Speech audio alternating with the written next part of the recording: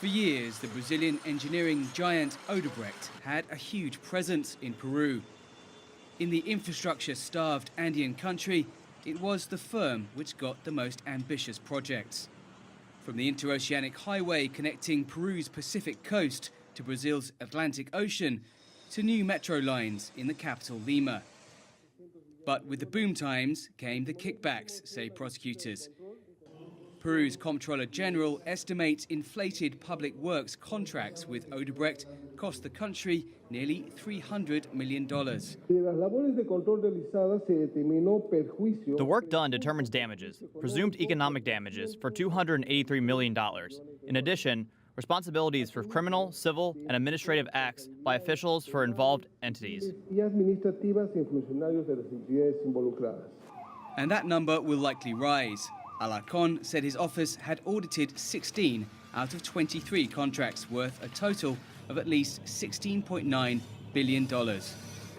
As this congressional committee begins to investigate the web of corruption, prosecutors have called for the last 3 presidents to testify.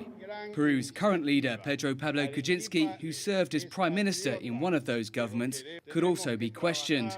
He's denied any wrongdoing. Odebrecht may have been involved in dodgy deals in Peru during the last 2 decades, allege anti-corruption prosecutors.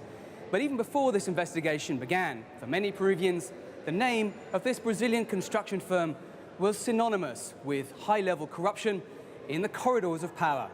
Earlier this month, Peruvian authorities created a special team to investigate the millions of dollars in bribes. But long before that, investigative journalists like Gustavo Gorriti started looking into the web of graft across 10 countries in Latin America.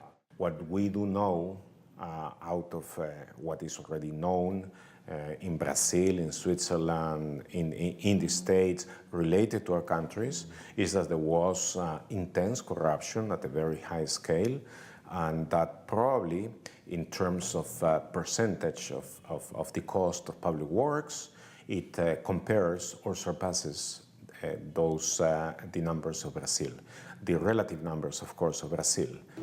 In Peru, this replica of Brazil's Christ the Redeemer statue was erected by former President Alan Garcia with a generous donation from Odebrecht.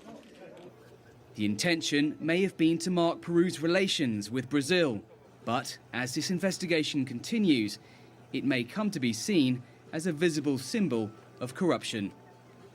Dan Collyns, CGTN, Lima.